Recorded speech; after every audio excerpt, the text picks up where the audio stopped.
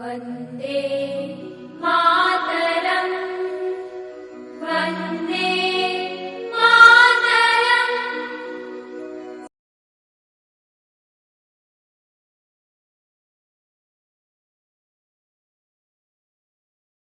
अभी मौर्य आप लोगों का स्वागत करता हूं अपने इस YouTube फैमिली में। आज हम लोग जो बात करेंगे अपने इंडियन पॉलिटी में, उसमें हम बात करेंगे राज्यसभा की। इससे पहले की क्लास में हम लोगों ने यार लोकसभा कवर किया। आज हम लोग कवर करेंगे राज्यसभा को। इस चैप्टर को आज हम देखने का प्रयास करेंगे। यहां से यानी इस चैप्टर से जितने भी हमारे क्वेश्चन बन सकते हैं उनको आज हम यहां देखने का प्रयास करेंगे। इसको हम इस रूप में पढ़ेंगे कि यहां से जितने भी क्वेश्चन हमारे बने वो हमारे आंखों के नीचे से ओझल ना हो पाए। ठीक है, तो इस हिसाब से हमको पढ़ना है कि इस चैप्टर से जितने भी क्वेश्चन बनते हैं वो यार छूट ना सके। इस बेस पे हमको पढ़ना है। ठीक है, यही बेस पे हम लोग इस चैप्टर को शुरू भी करेंगे और खत्म भी करेंगे। ठीक है, तो बात करते हैं हम अपनी किसकी, राज्यसभा की।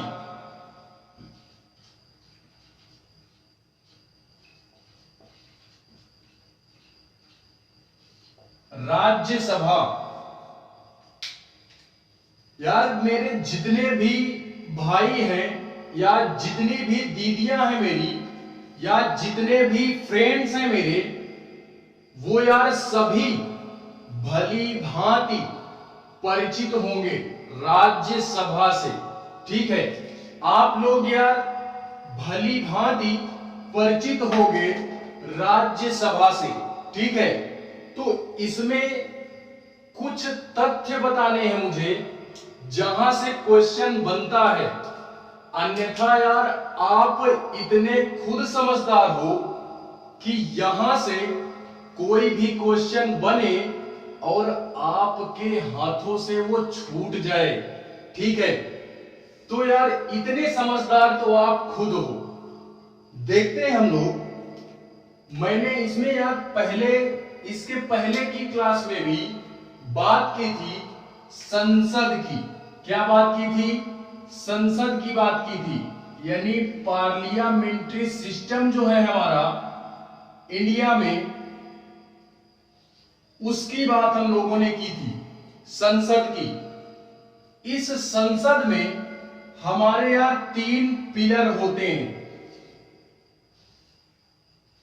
इस संसद में 3 पिलर होते हैं, यानी इन्हीं 3 पिलरों के मिलने से हमारे इंडिया का संसदीय व्यवस्था का क्या होता है, निर्माण होता है। इस संसद में हमारे जो प्रमुख होते हैं, जो हेड होते हैं, वो कौन होते हैं? राष्ट्रपति जी। राष्ट्रपति जी। उसके बाद आता है हमारा राज्यसभा। राज्यसभा एंड इसके बाद हमारा आता है लोकसभा। लोकसभा आर्टिकल की क्लास आप लिए होंगे तो उसमें देखे होंगे आप संसदीय व्यवस्था हमारी किस आर्टिकल के तहत है। संविधान में संसदीय व्यवस्था किस अनुच्छेद के तहत दी गई है? तो आर्टिकल 79 के तहत।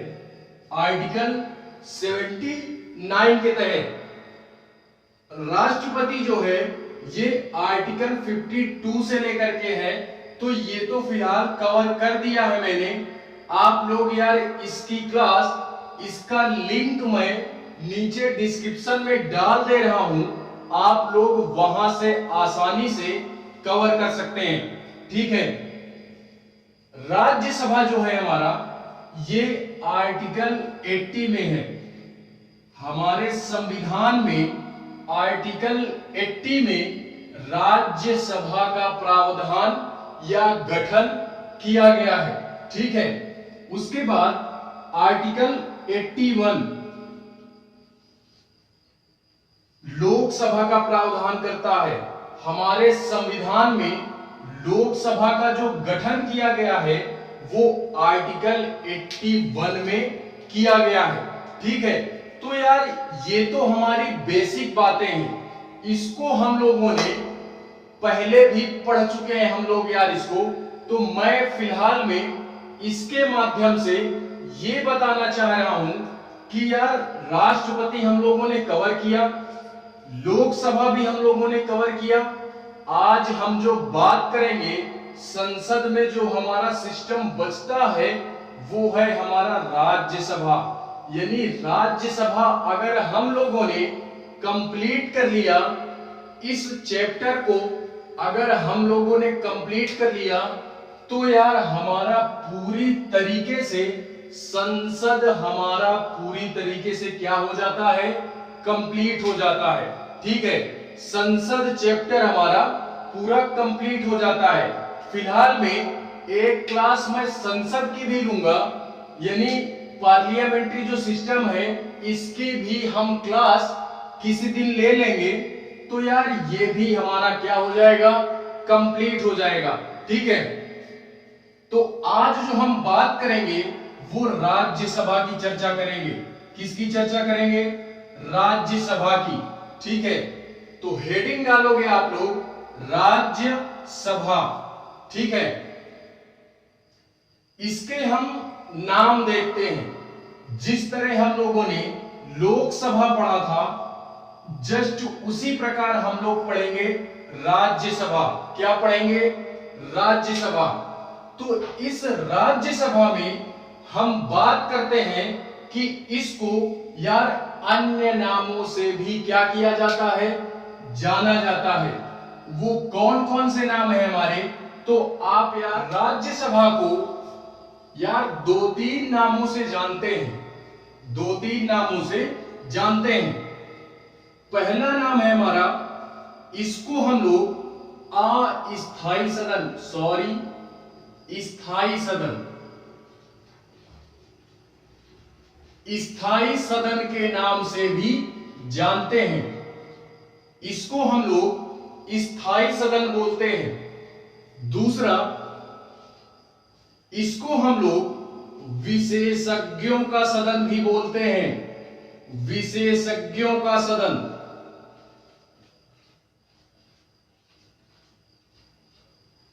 एंड तीसरा है हमारा, इसको हम उच्च सदन के नाम से भी जानते हैं, उच्च सदन के नाम से। ठीक है, तो ये 3 पॉइंट हमको राज्यसभा से रिलेटेड, ये 3 पॉइंट याद करने हैं। यार राज्यसभा को हम स्थायी सदन के नाम से भी जानते हैं, विशेषज्ञों का सदन बोलते हैं, और तीसरा आता है हमारा इसी में कि इसको हम लोग उच्च सदन के नाम से भी जानते हैं। ठीक है, उच्च सदन मतलब अपर हाउस, क्या बोलते हैं, अपर हाउस। आप लोग जब इस चैप्टर को पढ़ोगे तो यार कंपैरिजन करके पढ़ोगे। किससे कंपैरिजन करके, राज्यसभा और लोकसभा दोनों का कंपैरिजन करोगे, उस हिसाब से पढ़ोगे, तो जहां तक मुझे लगता है कि आप आसानी से सारी चीजों को पकड़ पाओगे। ठीक है, इसको स्थायी सदन क्यों बोलते हैं, इसकी चर्चा अभी हम लोग आगे करेंगे, तो आप इसको समझ जाओगे आसानी से। दूसरा, इसको विशेषज्ञों का सदन क्यों बोलते हैं, इसको विशेषज्ञों का सदन क्यों बोलते हैं यार?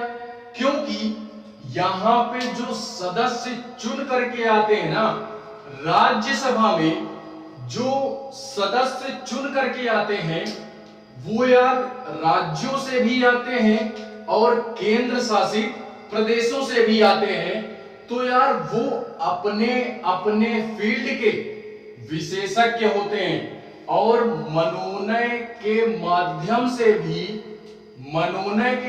से भी सदस्य चुन करके आते हैं, जो कि वो भी अपने अपने फील्ड के अपने अपने क्षेत्र के विशेषज्ञ होते हैं। ठीक है, अब अपना अपना क्षेत्र क्या हुआ यार?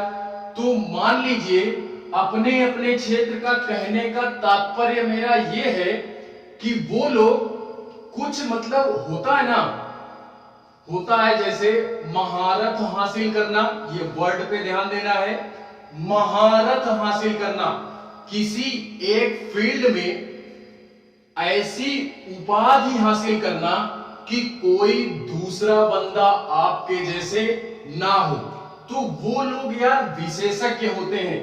ठीक है, तो यहां पे जो सदस्य चुन करके आते हैं वो है हमारे कौन? वो खेल में कुछ होते हैं, खेल में विशेषज्ञ से परिपूर्ण होते हैं, कुछ कला के क्षेत्र में, कुछ साहित्य के क्षेत्र में, कुछ विज्ञान के क्षेत्र में क्या होते हैं? विशेषज्ञ होते हैं। यहां पे जो सदस्य चुन करके आते हैं, तो ये यार टैलेंटेड लोगों का थोड़ा सा यही बोल सकते हैं हम कि टैलेंटेड लोग होते हैं। ये चीज थोड़ा सा अच्छी लगी मुझे, कम से कम चलो कुछ बहुत तो अच्छा, यहाँ पे अच्छे लोग जा रहे हैं, कुछ बहुत अच्छे लोग जा रहे हैं, ये थोड़ा सा अच्छा है। इसीलिए इसको विशेषज्ञों का सदन भी बोलते हैं। क्या बोलते हैं? विशेषज्ञों का सदन भी बोलते हैं। ठीक है, उसके बाद हम लोग बात करते हैं कि यहां पे जो सीटें होती हैं वो किस प्रकार, किस तरीके से आवंटित की गई हैं, ठीक है, बांटी गई हैं। तो उनको हम लोग सभा में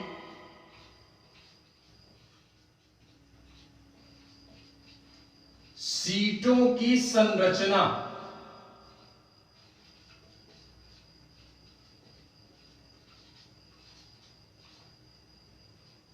राज्यसभा में सीटों की संरचना ये देखते हैं हम लोग। तो यहां पे जिस प्रकार से हम लोगों ने लोकसभा चैप्टर पढ़ा था उसी प्रकार यार यहां पे भी होता है। वहां पे हमारे 545 सदस्य थे, यानी 545 सीटें थी और अधिक से अधिक सीटें 552 थी। ठीक है, तो ये हमने लोकसभा में देखा था, लेकिन हम राज्यसभा में देखते हैं तो यहां पे जो कुल सीटें होती हैं वो होती हैं 250 सीटें। कितनी होती हैं? 250 सीटें राज्यसभा में। पहला आप ये नोट करोगे, 250 सीटें होती हैं कुल, यानी अधिक से अधिक कितनी सीटें? 250 सीटें। ठीक है, इसमें से 238 सीटें ये राज्यों के द्वारा, राज्यों से एवं केंद्र शासित प्रदेशों से,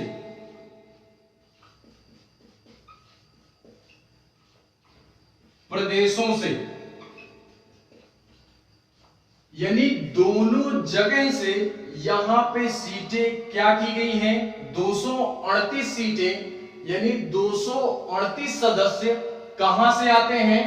राज्यसभा में। तो वो राज्यों से आते हैं और केंद्र शासित प्रदेशों से आते हैं। बाकी 212 सीटें, सॉरी 212 नहीं, ओनली 12, केवल 12 सीटें, ये 12 सीटें ये यार राष्ट्रपति जी के माध्यम से मनोनीत सदस्य आते हैं, मनोनीत सदस्य, मनोनीत सदस्य, ठीक है, जो कि मैंने अभी बोला यार कि ये अपने अपने फील्ड के विशेषज्ञ होते हैं, महारथ होते हैं, ठीक है, अपने अपने फील्ड के। तो ये 12 सदस्य हमारे आते हैं कहां से? मनोनय द्वारा राष्ट्रपति जी के माध्यम से। एंड 238 सदस्य हमारे कहां से आते हैं? राज्यों एवं केंद्र शासित प्रदेशों से। ये फिक्स किया गया है, ठीक है, ये फिक्स किया गया है। लेकिन यार यहां पे जनसंख्या कम होने के कारण यहां से 233 सीटें ही आ पाती हैं, 233 सदस्य ही आ पाते हैं। 238 में से 233 सदस्य ही आ पाते हैं राज्यों से एवं केंद्र शासित प्रदेशों से। जनसंख्या कम होने के कारण 233 सदस्य ही आते हैं और यहां से तो 12 सदस्य आते ही आते हैं। तो कुल मिलाकर के अगर प्रेजेंट में पूछेगा कि राज्यसभा में प्रेजेंट में कुल कितनी सीटें हैं, तो आप बोलोगे 245 सीटें। कितनी? 245। ज्यादा से ज्यादा कितनी? 250। राज्यों से और केंद्र शासित प्रदेशों से कितनी आती हैं? 238। प्रेजेंट में कितनी आ रही हैं? 233। और 12 सदस्य जो बचे हैं हमारे, वो मनोनय के माध्यम से आते हैं, ठीक है। तो ये है हमारा सीटों के बारे में, ये बात हुई हमारी सीटों के बारे में, ठीक है। आप लोग यार इतना याद रखोगे और यहां से यार एक क्वेश्चन बनाया जा सकता है, ठीक है। यहां से एक क्वेश्चन ये बनाया जा सकता है, बनाया जा सकता क्या है? बनाया गया है। पिछले कुछ एग्जामों का आप अगर पेपर उठाओगे तो यार ये क्वेश्चन बनाया गया है बीपीएससी 63वीं में, बीपीएससी में बनाया गया है कि जो हमारे राज्यसभा है इसमें केवल और केवल राज्य से सीटें आती हैं कि केंद्र शासित प्रदेशों से भी आती हैं। तो आप यार टिक करोगे कहां से? दोनों से आती हैं, ना कि केवल केंद्र शासित प्रदेशों से आती हैं और ना कि केवल राज्यों से आती हैं, ठीक है। तो ये फैक्ट आप इसमें याद रखोगे, ठीक है। तो ये हुई सीटों की बात करते हैं यार हम लोग कि राज्यसभा में निर्वाचन कैसे होता है, राज्यसभा के सदस्यों का चुनाव कैसे होता है या निर्वाचन कैसे होता है, ठीक है। तो इसको देखते हैं हम लोग।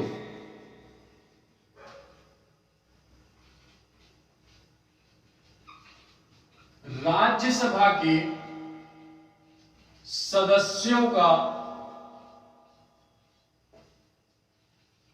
निर्वाचन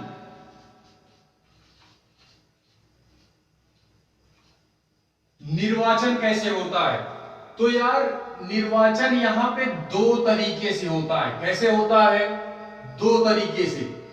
पहला, यानी जो सदस्य आते हैं वो कैसे आते हैं, मैं अगर मेरी बातों पे आपकी पकड़ होगी तो मैं पहले ही बता चुका हूं ये चीजें, ठीक है।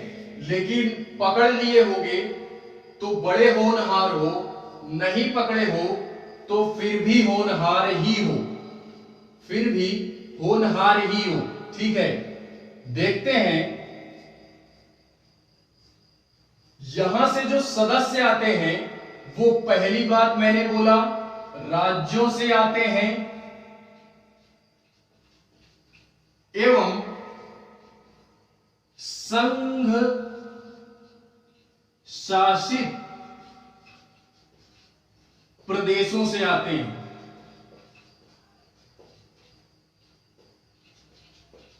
संघ शासित प्रदेश बोल सकते हो या केंद्र शासित प्रदेश, वो बात एक ही है। ठीक है, और एक है हमारा मनोनय के माध्यम से, मनोनय के माध्यम से।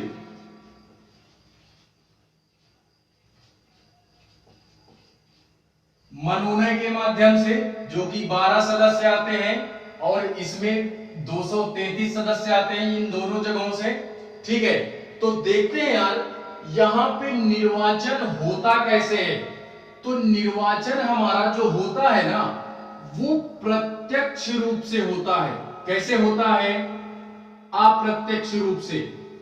जो यहां से राज्यों से एवं केंद्र शासित प्रदेशों से जो भी हमारे सदस्य चुन करके आते हैं, वो कैसे आते हैं?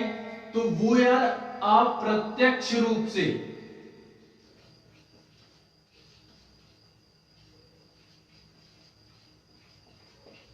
अप्रत्यक्ष रूप से आते हैं।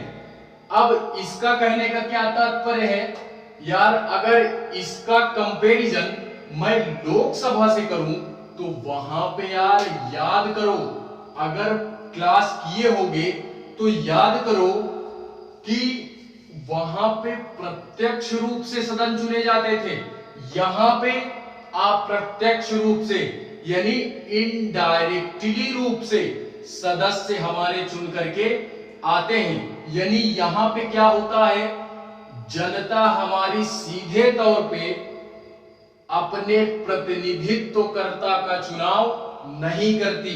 यानी सीधे तरीके से राज्यसभा के जो सदस्य होते हैं इनमें जनता वोटिंग नहीं करती। क्या नहीं करती? जनता वोटिंग नहीं करती है। जनता वोटिंग नहीं करती तो फिर करता कौन है? तो जो यहां पे जो हमारे राज्यसभा के सदस्य हैं ना, ये राज्यों में जो विधानसभा होती है, राज्यों में जो विधानसभा होती है, उन विधानसभा में जो प्रतिनिधित्व करता होते हैं, जिसको जनता ने चुना है, वो प्रतिनिधित्व करता क्या करते हैं? अपने एक प्रतिनिधि को या एक सदस्य को या जितने भी वहां पे दल के हिसाब से, बहुमत के हिसाब से जो भी हमारे वहां पे दल बनाए गए हैं, बहुमत दी गई है, कैटेगरीज में डिवाइड किया गया है, उसी कैटेगरी में वो प्रतिनिधित्व करता यहां पे राज्यसभा में अपने सदस्यों को भेजते हैं। अब यार किस कारणवश भेजते हैं? तो यार ये जो प्रतिनिधित्व करता होते हैं ना, राज्यसभा में जो सदस्य आते हैं विधानसभा के माध्यम से, तो विधानसभा में जो सदस्य हैं वो अपने यार राज्य का चाहेंगे ना कि विकास हो। कोई भी नेता होगा यार चाहेगा ना कि विकास तो होना चाहिए। तो इस वजह से जो भी राज्य की आकांक्षाएं होती हैं, राज्य में क्या चीज होना चाहिए, क्या नहीं होना चाहिए, तो वो यार विधान सभा में जो प्रतिनिधित्व करता होते हैं वो अपना सदस्य भेजते हैं। कहां पे भेजते हैं? राज्यसभा में। तो यही कहने का तात्पर्य है कि इसमें जनता सीधे तौर पे वोट नहीं करती, इसीलिए इसको हम लोग अप्रत्यक्ष रूप से यहां पे जो सदस्यों का चुनाव होता है वो अप्रत्यक्ष रूप से किया जाता है। ठीक है, तो इतनी बातें आप याद रखोगे। और इसमें आप जानते ही हो कि मनोनय के माध्यम से इसमें आते हैं, मनोनय के माध्यम से 12 सदस्य,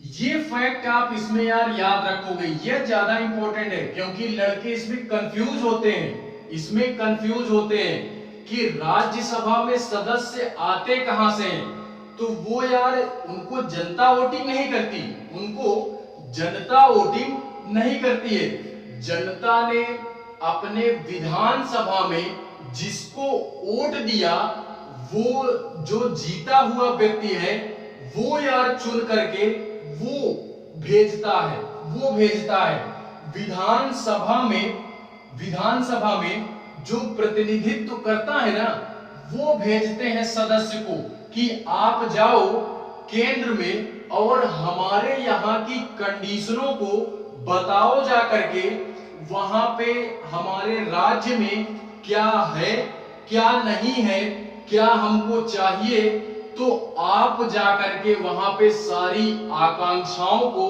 कंप्लीट करवाओगे। ठीक है, तो ये यार जो विधायक वगैरह होते हैं ना यही जाते हैं, विधायक वगैरह जो होते हैं विधानसभा में विधायक ही होते हैं। ठीक है, तो ये विधायक वगैरह जाते हैं वहां पे, और जनता जो वोटिंग करती है, ये यार विधायक वगैरह का चुनाव देखे होंगे तो जनता वोटिंग करती है, विधायकों को जनता ही वोटिंग करती है। लेकिन जो राज्यसभा में सदस्य जाते हैं इनको, यानी जो सांसद वगैरह होता है, मुझे नहीं लग रहा यार कि सांसदों का चुनाव जनता वोटिंग करती है। सांसदों को जनता वोटिंग नहीं करती है, वो यार ये विधायक वगैरह अपने प्रतिनिधित्वकर्ता को भेजते हैं, वहां पे भेजते हैं। ठीक है, तो इस माध्यम से सदस्य यहां पे जाते हैं। ठीक है, तो इतनी बातें इसमें या एबिलिटी या अहर्यता, ठीक है, जो भी आप बोलना चाहो, एज यू विश। देखते हैं इसमें सबसे पहली बात, इसमें भी वही कंडीशन है जो लोकसभा में थी। भारत का नागरिक होना चाहिए, भारत का नागरिक होना चाहिए।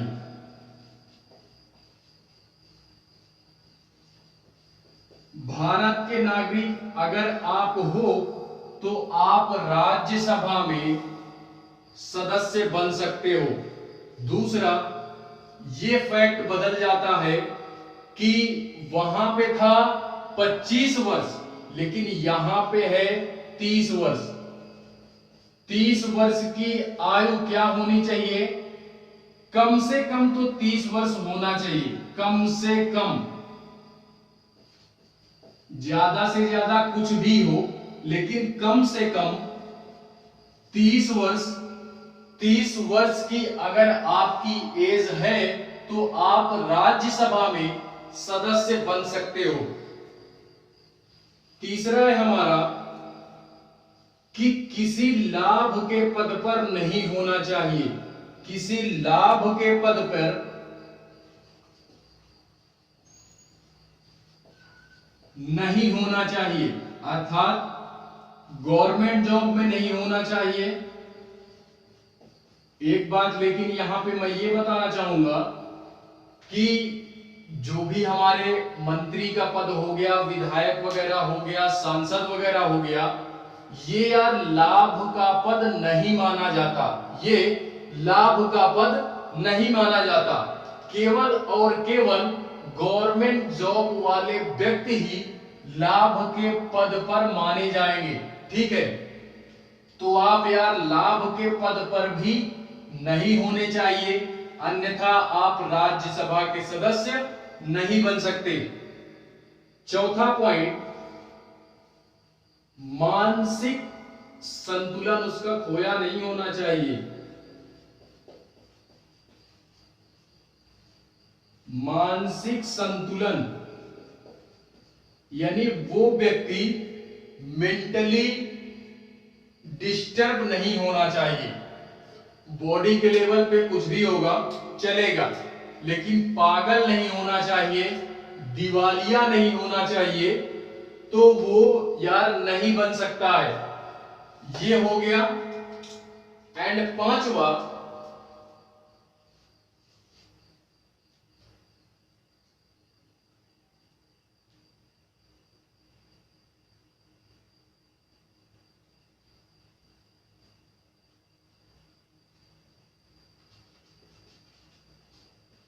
यदि संसद के द्वारा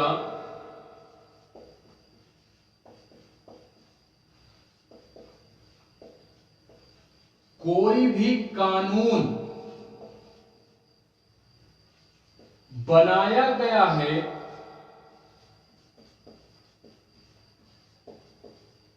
तो उसे यार फुलफिल करना पड़ेगा। उसे क्या करना पड़ेगा? फुलफिल करना पड़ेगा। उसे फुलफिल करना ही होगा, ठीक है। तभी आप राज्यसभा के सदस्य बन सकते हो, अर्थात नहीं बन सकते, ठीक है। इसमें पांचवा पॉइंट जो है ये थोड़ा सा ज्यादा इंपॉर्टेंट हो जाता है, तो आप ये पांचवा पॉइंट याद रखोगे। याद तो सभी रखोगे लेकिन पांचवा ज्यादा इंपॉर्टेंट है, ठीक है। इसके बाद हम बात करते हैं कि राज्यसभा का कार्यकाल कब तक होता है। राज्यसभा का कार्यकाल कब तक होता है? राष्ट्रपति में देखा था 5 वर्ष के लिए होता है, एंड प्रधानमंत्री देखा था 5 वर्ष के लिए होता है, लोकसभा देखा था 5 वर्ष के लिए होता है, लेकिन राज्यसभा में ऐसा नहीं है। राज्यसभा में ऐसा नहीं है। राज्यसभा में ऐसा नहीं है तो फिर कैसा है? राज्यसभा में ऐसा नहीं है तो कैसा है? तो राज्यसभा में 6 वर्ष के लिए सदस्य चुने जाते हैं। कितने वर्ष के लिए? 6 वर्ष के लिए, ठीक है। लेकिन अगर पहले भी त्याग पत्र देना चाहे तो वो सदस्य पहले भी त्याग पत्र दे सकता है। लेकिन अगर त्याग पत्र नहीं दे रहे हैं तो 6 वर्ष के लिए उनको क्या किया जाता है? 6 वर्ष के लिए उनका कार्यकाल होता है। लेकिन यहां पे जो सबसे बड़ा फैक्ट है, मैंने अभी बोला था कुछ देर पहले कि ये स्थायी सदन होता है, तो उसको देखो आप, ये स्थायी सदन होता कैसे है। स्थायी सदन इस वजह से होता है कि इसमें हर 2 साल में, हर 2 वर्ष में चुनाव होता रहता है। हर 2 साल में, हर 2 वर्ष में यहां के सदस्य चुने जाते हैं, हर 2 साल में, ठीक है। और कितने सदस्य चुने जाते हैं? तो 1/3 सदस्य। कितने? 1/3 सदस्य चुने जाते हैं। अब देखो इसको एक एग्जांपल से समझते हैं कि 1/3 सदस्य कैसे चुने जाते हैं और हर 2 साल में चुनाव कैसे होता है और ये 6 वर्ष कैसे कंप्लीट होता है, ठीक है। तो जानते हैं यार कि टोटल 99 सदस्य होते हैं। 1/3 टोटल 99 सदस्य होते हैं। अब इसमें मैं बात करूं 2010 में, 2011 मान लो, 2011, 2012 बोलो, 2012 हुआ, 2014 हुआ, 2016, 18 एंड 2020 देखते हैं, ठीक है। 2012, 2014, 2016, 18 एंड 20, ठीक है। तो 2000 अगर 99 होंगे और 6 वर्ष का होगा तो 33 1/3 में बांटेंगे 99 को, तो 33 सदस्य आएंगे। 33 सदस्य, ठीक है। 33 सदस्य आएंगे तो ये 6 साल कंप्लीट हो जाता है। 2012, 2014, 2016, तो ये 6 साल कंप्लीट हो जाता है, 2 साल कंप्लीट हो जाता है। लेकिन हर 2 साल में यहां पे यार क्या होता है कि चुनाव होता रहता है। इस वजह से इसको हम स्थायी सदन बोलते हैं। चुनाव कैसे होता है? तो ये यार पहला तो देखो आप, पहला आप देखो कि ये 6 वर्ष तो कंप्लीट हो गया, ये 6 वर्ष कंप्लीट हो गया। लेकिन जैसे ही 2018 में इंटर करेंगे तो ये 2012 वाले रिटायर हो जाएंगे ना मेरे भाई। 2012 वाले सदस्यों को रिटायर भी तो करना है, तो ये रिटायर्ड हो जाएंगे। तो ये 1/3 ये 1/3 यहां जाएगा, तो ये सीट खाली हो जाएगी ना। ये सीट 2018 में जब 6 साल कंप्लीट करना होगा तो यार ये खाली रहेगी। तो यहां पे फिर से चुनाव करवा दिया जाएगा और 33 सदस्य यहां फिर से चुने जाएंगे। इसी तरीके ये 6 साल कंप्लीट हो गया। अब इसको छोड़ देते हैं तो ये 2 2 4 2 6 साल ये कंप्लीट हो गया। तो यार 6 साल जब ये भी कंप्लीट हो गया तो अब इनको भी रिटायर करना है, 2014 वालों को भी रिटायर करना है। तो यहां के सदस्य उठ करके 2020 में जाएंगे, तो इसको छोड़ देंगे। तो ये भी, ये दोनों, ये तीनों मिल करके ये 6 साल बनाएंगे। तो यहां पे यहां की सीट खाली हो जाएगी। तो आने वाले चुनाव में 2 साल में जो चुनाव करवाया जाएगा 2020 में, ये यार क्या किया जाएगा, 1/3 सीट खाली है। तो इसको क्या करेंगे, इसको 33 सदस्य लाने पड़ेंगे ना, लाने पड़ेंगे। क्योंकि यार तभी, इसको भी छोड़ दो क्योंकि ये रिटायर्ड हो गए, इनका 6 साल कंप्लीट हो गया, ठीक है। इस वजह से अब देखो यहां पे क्या है, यहां पे 6 साल बना रहा है ना यार, ये 6 साल फिर से कंप्लीट हो रहे हैं। तो ये प्रोसेस इनकी, ये प्रोसेस क्या होती है, ये चलती रहती है, निरंतर ये प्रोसेस चलती रहती है, ठीक है। अब यहां पे 2022 में फिर से चुनाव होगा, फिर से चुनाव होगा, ठीक है। 2022 में चल के फिर से चुनाव होगा। तो ये प्रोसेस चलती रहती है, जिससे यहां का जो सिस्टम होता है वो हमेशा चलता रहता है। यहां पे सिस्टम हमेशा चलता रहता है, यहां की सीटें कभी खाली नहीं होती। तो यही है स्थायी सदन, इसको कभी भी भंग नहीं किया जा सकता। यानी लोकसभा में हमने बात की थी कि राष्ट्रपति जी क्या कर सकते हैं, प्रधानमंत्री की सहायता से लोकसभा का विघटन कर सकते हैं, अर्थात भंग कर सकते हैं लोकसभा को। लेकिन यहां पे ऐसा नहीं है, क्यों, क्योंकि यहां पे ये सारा सिस्टम स्थायी है। इस वजह से इसको हम स्थायी सदन के नाम से भी जानते हैं, ठीक है। तो ये चीज समझनी यार इंपॉर्टेंट है, क्योंकि क्वेश्चन यहां से 2-3 बन सकते हैं। कैसे कि राज्यसभा में जो चुनाव होता है वो कितने वर्षों के लिए होता है, तो 6 वर्षों के लिए। कितने के लिए, 6 के लिए।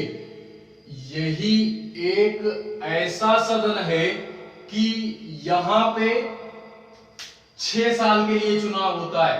बाकी अन्य जो चुनाव है हमारे, लोकसभा, प्रधानमंत्री, राष्ट्रपति, अन्य जो भी है वो सब 5 साल के लिए होते हैं। सब कितने साल के लिए, 5 साल के लिए, ठीक है। यही में, इसी में केवल 6 वर्ष होता है। और होता तो है, एक क्वेश्चन ये भी बनाया जा सकता है कि ऐसा कौन सा सदन है जिसमें हर 2 वर्ष में चुनाव होता रहता है, हर 2 वर्ष में चुनाव होता रहता है।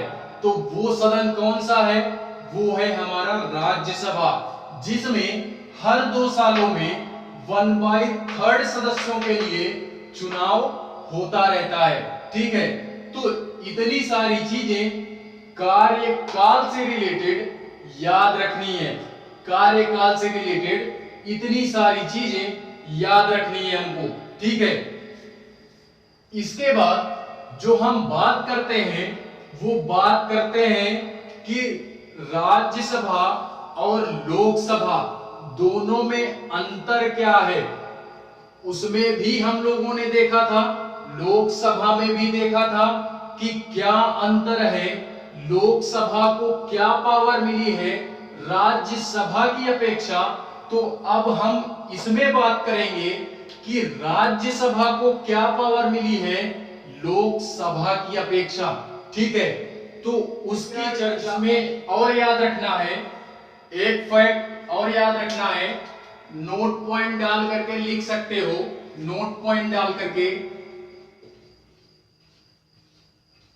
नोट डाल करके लिख सकते हो आप कि यहां पे सभा, राज्यसभा में, वहां पे हम लोगों ने देखा था लोकसभा में कि लोकसभा में ये देखा था कि यार वहां जो मतलब अर्थात वहां जो अध्यक्ष होते हैं, अध्यक्ष और उपाध्यक्ष, वो क्या होते थे, वो यार सदन के ही सदस्य होते थे, सदन के अंदर का ही कोई एक व्यक्ति होता था। लेकिन यहां पे ऐसा नहीं है, यहां पे ऐसा नहीं है। यहां जो अध्यक्ष होगा या जो स्पीकर होगा या जो सभापति होगा राज्यसभा का, वो बाहर से बुलाया जाता है। वो कहां से बुलाया जाता है? बाहर से। अब यार बाहर का तात्पर्य ये मत ले लेना कि इंडिया के बाहर से बुलाया जाता है, ऐसा नहीं है। ठीक है, वो सदन का व्यक्ति नहीं होता, वो सदन का व्यक्ति नहीं होता है। वो होते कौन है? तो यार वो होते हैं हमारे उपराष्ट्रपति जी। कौन होते हैं? उपराष्ट्रपति। ये क्या होते हैं कि ये राज्यसभा के सभापति के रूप में काम करते हैं, सभापति के रूप में उपराष्ट्रपति जी। इसी कारणवश जो उपराष्ट्रपति जी होते हैं, इनको इस पद के लिए सैलरी नहीं मिलती। उपराष्ट्रपति को उपराष्ट्रपति पद के लिए सैलरी नहीं दी जाती। जो इनको सैलरी मिलती है वो सभापति के पद के लिए ही दी जाती है। क्यों? क्योंकि ये होते उपराष्ट्रपति हैं, लेकिन कार्य किस हिसाब से करते हैं? सभापति के रूप में, कार्य सभापति के रूप में करते हैं।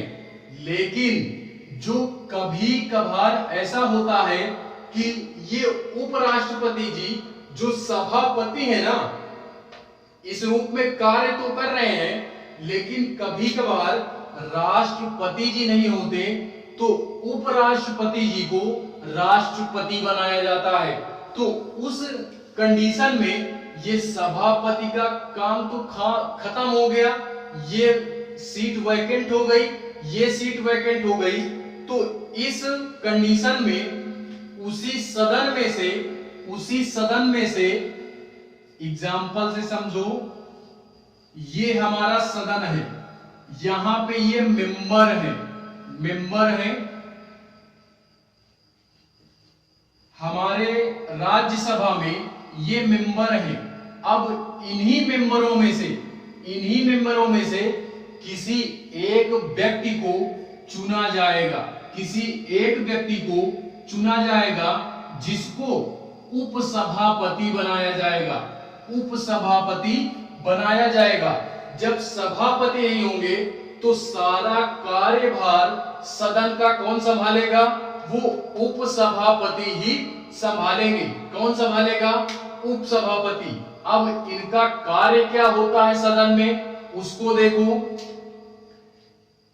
सदन में जो कार्य होता है सभापति और उपसभापति का, ये यार वहां पे बोलते हैं सदन में, वहां के जो सदस्य होते हैं उनको बोलते हैं कि चलो यार अब आपकी बारी आई, आप खड़े होकर के बोलो। अच्छा, आपको ये चीज कहना है, आप बोलो। ठीक है, आप खड़े होकर के बोलो, बैठ करके बोलो, आपका क्या काम है, आप बोलो। तो इस तरीके का कार्य कौन करता है? वो सभापति करते हैं। सभापति या उपसभापति वो यही करते हैं कि अच्छा आपकी बारी है, अब आप बोलो, आपको किस मुद्दे पे बहस करनी है, अब आप बोलो। खड़े होकर के बोलो, आप बैठ करके बोलो आप, तो ये सारी चीजें सभापति जी करवाते हैं और उप सभापति जी करवाते हैं। ठीक है, विशेष शक्तियां दी गई हैं, कुछ विशेष शक्तियां दी गई हैं, यानी पावर दी गई है राज्यसभा को विशेष रूप से, जो और किसी अन्य सदन के पास नहीं है।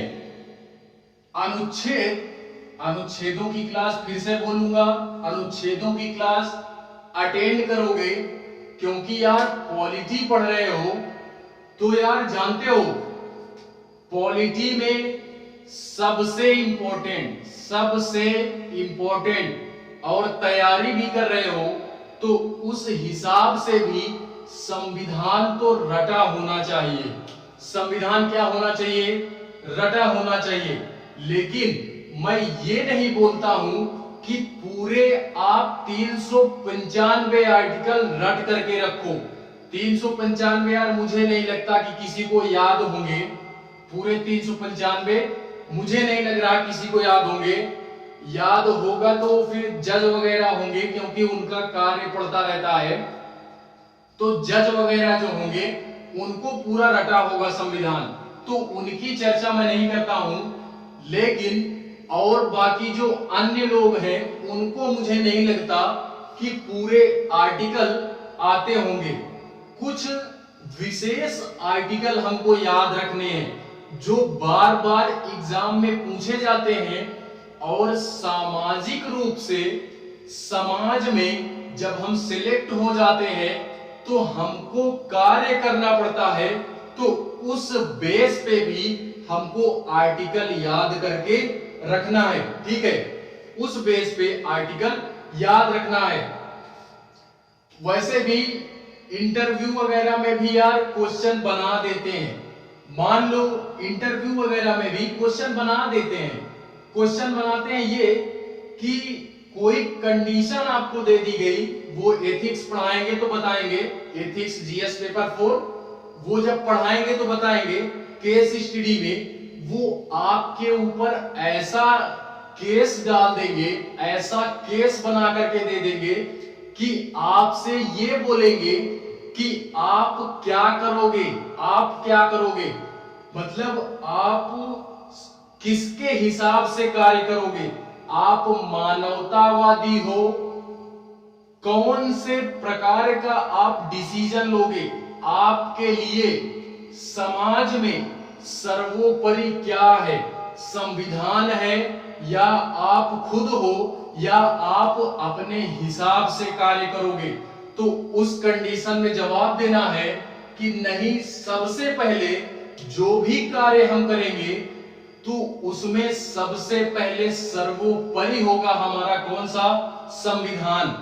किसी भी काम को करेंगे तो सबसे पहले माइंड में आना चाहिए कि संविधान में हमको क्या क्या अधिकार दिए गए हैं। तो यार फिर उसके बाद चाहे मुख्यमंत्री आ जाए, चाहे प्रधानमंत्री आ जाए, तो आपका बाल भी बांका नहीं कर सकते। क्यों? क्योंकि जो संविधान दिया गया है वो इंडिया के हर एक नागरिक को फॉलो करना है, चाहे वो कितना बड़ा व्यक्ति ही क्यों ना हो। ठीक है, संविधान सबके लिए बराबर होता है। तो उसी में अनुच्छेद 249 आप पढ़ोगे तो अनुच्छेद 249 के अंतर्गत ये बोला गया है कि जो राज्य सूची के विषय पर केंद्र क्या कर सकती है? कानून बना सकती है। राज्य सूची के विषय पर केंद्र यानी संसद क्या कर सकती है? कानून बना सकती है। ठीक है, तो ये अनुच्छेद 249 में दिया गया है। लेकिन आपको मैं, जब संविधान में एक पार्ट होता है अनुसूचियों का, क्या होता है? अनुसूचियों का, तो वो फिलहाल मैंने नहीं पढ़ाई, अनुसूची नहीं पढ़ाए, भाग वगैरह नहीं पढ़ाए, तो इसकी भी क्लास मैं ले लूंगा तो सारी चीजें क्लियर हो जाएंगी। उसमें 7वीं अनुसूची में ये दिया गया है कि केंद्र मतलब 3 सूचियां दी गई है, 3 सूचियां 7वीं अनुसूची में दी गई है, यानी केंद्र सूची, राज्य सूची और समवर्ती सूची, ये 7वीं अनुसूची में दिया गया है। ठीक है, केंद्र अनुसूची का मतलब ये है कि केंद्र सरकार कानून बना सकती है। राज्य सूची का मतलब है राज्य के विषय में राज्य सरकार कानून बना सकती है। और समवर्ती सूची में यह दिया गया है कि केंद्र और राज्य दोनों मिलकर के कोई भी सूची या कोई भी कानून बना सकती है। तो उसी 7वीं अनुसूची के तहत ये दिया गया है। और ये आर्टिकल 249 ये भी यही बोलता है कि राज्य सूची के विषय में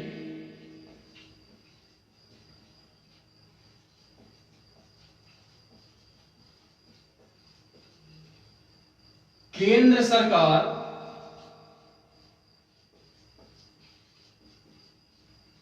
कानून बना सकती है।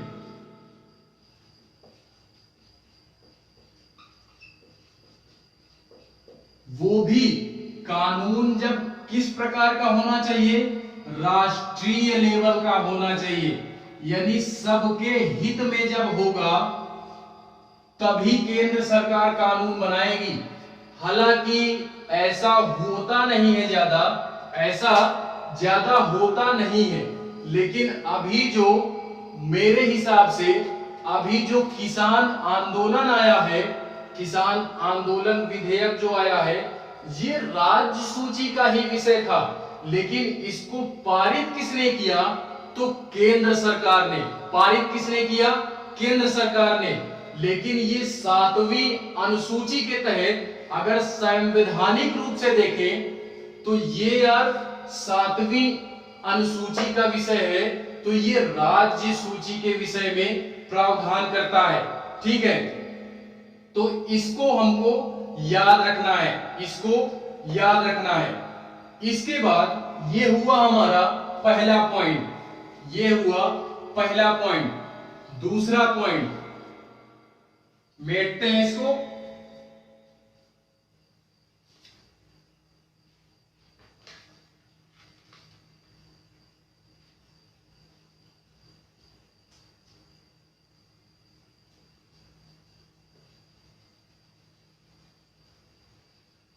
लेकिन इसी में एक पॉइंट और याद रखोगे, एक पॉइंट और याद रखोगे, क्या कि सबसे पहले ये राज्य सूची में बनाएंगे, ठीक है, लेकिन शक्ति जो दी गई है, सबसे पहले अगर इस चीज में आर्टिकल 249 के तहत कोई भी कानून बनाया जा रहा है तो सबसे पहले राज्यसभा में पेश किया जाएगा।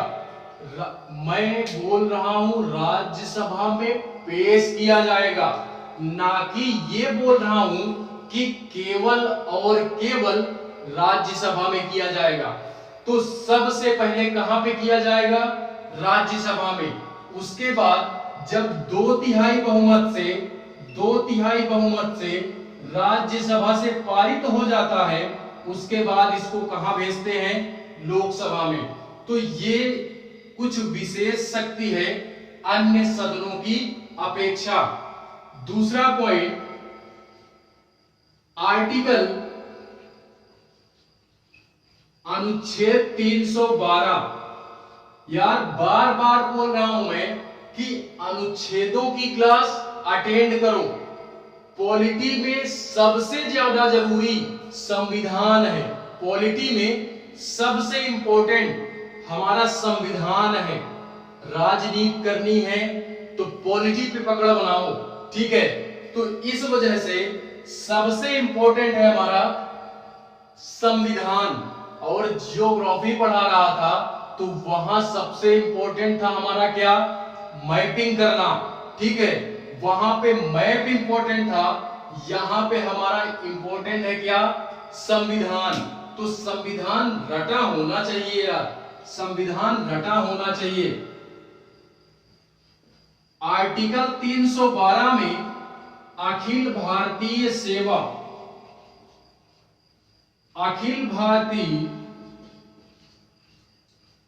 सेवा के बारे में बोला गया है या प्रावधान किया गया है। अब ये क्या होती है अखिल भारतीय सेवा? तो ये यार अनुच्छेद 312 के तहत इसका गठन किया गया है, लेकिन अनुच्छेद 315 में संघ लोक सेवा आयोग का, यानी आप जिस चीज की प्रिपरेशन कर रहे हो यूपीएससी की, तो उसका प्रावधान संविधान में किस अनुच्छेद के तहत किया जाता है? तो वो है हमारा आर्टिकल 315। उसके तहत हमारा संघ लोक सेवा आयोग का गठन किया गया है और उसी के माध्यम से संघ लोक सेवा आयोग में जो चयनित व्यक्ति होते हैं उन्हीं के माध्यम से अखिल भारतीय सेवा का गठन किया जाता है। वो किसके माध्यम से? तो आर्टिकल 352 के माध्यम से, 312 के माध्यम से। ठीक है, तो ये अखिल भारतीय सेवा में, अखिल भारतीय सेवा यार होती क्या है? तो इसमें बेसिकली 3 आते हैं, क्वेश्चन यहां से भी बनता है। 3 आते हैं, IAS, IPS एंड IFS। ठीक है, Indian administrative service, Indian police service या इंडियन प्रोविंशियल सर्विस और इंडियन फॉरेस्ट सर्विस। भारतीय प्रशासनिक सेवा, भारतीय पुलिस सेवा, भारतीय वन विभागीय सेवा। ठीक है, तो ये होती है हमारी कौन सी? ये होती है अखिल भारतीय सेवाएं। किस आर्टिकल के तहत? 312 के तहत। कंफ्यूज होते हैं कुछ मेरे भाई, यहां कंफ्यूज होंगे नहीं, होते हैं। IFS हमारी 2 होती है, ये 2 अलग अलग सेवाएं हैं। IFS जो होती है, एक होती है फॉरेस्ट सर्विस यानी वन विभाग वाली सेवा, और एक IFS का मतलब होता है फॉरेन सर्विस यानी विदेश की सेवा।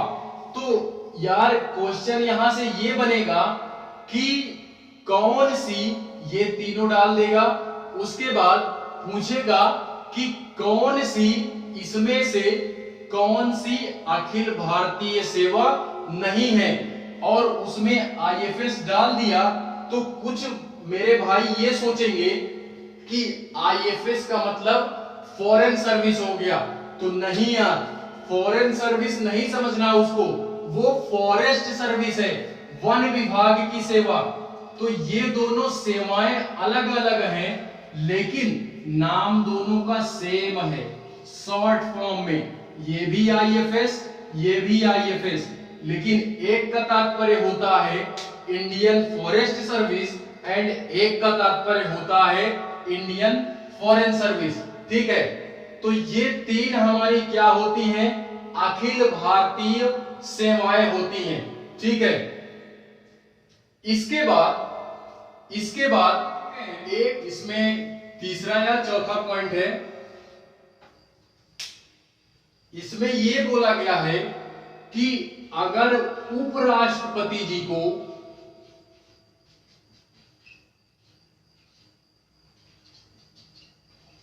हटाना हुआ, उपराष्ट्रपति जी को हटाना हुआ, तो यार सबसे पहले ये राज्यसभा की शक्तियां हैं, हम लोग पढ़ रहे हैं, जो केवल और केवल राज्यसभा को ही प्राप्त है और किसी को नहीं प्राप्त है। ठीक है, तो अगर उपराष्ट्रपति जी को हटाना होगा ना, तो सबसे पहले जो बिल बनाया जाएगा या जो विधेयक बनाया जाएगा वो सबसे पहले राज्यसभा में पेश किया जाएगा। कहां पे? राज्यसभा में। जब यहां से 2/3 बहुमत से पास हो जाएगा, 2/3 बहुमत से पास हो जाएगा उसके बाद भेज देते हैं कहां पे, लोकसभा में। वहां से भी पास हो गया तो उपराष्ट्रपति जी को उनके पद से हटा दिया जाता है। ठीक है, इनको उस पद से हटा दिया जाता है। राष्ट्रपति जी के बारे में हम लोगों ने पढ़ा था कि उनको अगर हटाना होगा तो वहां पे यार हम लोग हटाना शब्द नहीं यूज करेंगे, वहां महाभियोग शब्द आता है। क्या आता है? महाभियोग। आर्टिकल 61, आर्टिकल 61 याद करो। ठीक है, तो वो महाभियोग शब्द आता है। उनको अगर हटाना होगा तो दोनों सदनों में से किसी में भी पहले हम लोग भेज सकते हैं प्रस्ताव कि राष्ट्रपति जी को हटाना चाहिए। तो वो दोनों सदनों में से किसी में भी जा सकता है, लोकसभा में, राज्यसभा में, किसी में भी जाएगा। लेकिन अगर उपराष्ट्रपति को हटाना होगा तो सबसे पहले जो प्रस्ताव पेश किया जाएगा वो यार पेश किया जाएगा राज्यसभा में। जब यहां से प्रस्ताव 2/3 बहुमत से पारित कर देंगे यहां के सदस्य, तो इसके बाद ये प्रस्ताव जाएगा लोकसभा में। लोकसभा से भी पास हो गया तो फिर इनको इनके पद से स्थगित कर दिया जाता है। ठीक है, तो ये हो गया चौथा पॉइंट। पांचवा पॉइंट एंड लास्ट पॉइंट, पांचवा एंड लास्ट। ठीक है, पांचवे में यह है कि अगर धन विधेयक होता है, धन विधेयक, ये हम लोगों ने इसके पहले की क्लास में भी पढ़ी थी, तो इसका जो मतलब प्रस्ताव होता है वो सबसे पहले लाया लोकसभा में जाता है। कहां पे? लोकसभा में। तो लोकसभा चैप्टर में ये हम पढ़ चुके हैं, जिसमें से 14 दिन का समय दिया जाता है राज्यसभा को कि आप इस प्रस्ताव को पारित कीजिए।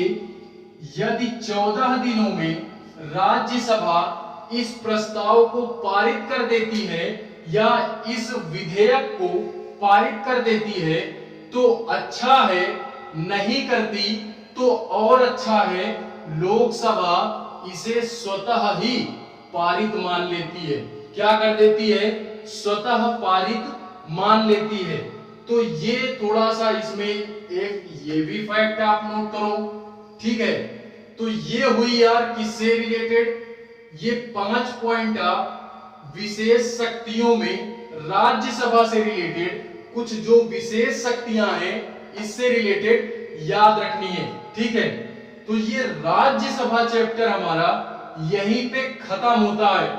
ये यहां से जितने भी क्वेश्चन थे हमारे, जितने भी क्वेश्चन बन सकते थे वो सारी चीजें हम लोगों ने कवर की। ठीक है, फिर भी अगर कोई डाउट होता है आप लोगों को तो यार अपना नंबर मैं नीचे डिस्क्रिप्शन में डाल दूंगा, अपना नंबर मैं नीचे डिस्क्रिप्शन में डाल दूंगा। आप लोग मैसेज कर सकते हो या कमेंट बॉक्स में भी अपनी क्वेरीज आप डाल सकते हो। किसी भी प्रकार की कोई भी हेल्प लेनी हो पढ़ाई से रिलेटेड तो यार आप हेल्प ले सकते। आज के लिए बस इतना ही। क्लास अगर पसंद आती है तो लाइक करें, दोस्तों तक शेयर करें और चैनल को सब्सक्राइब करें। ठीक है, तो मिलते हैं नेक्स्ट वीडियो में। तब तक के लिए बाय, गुड नाइट।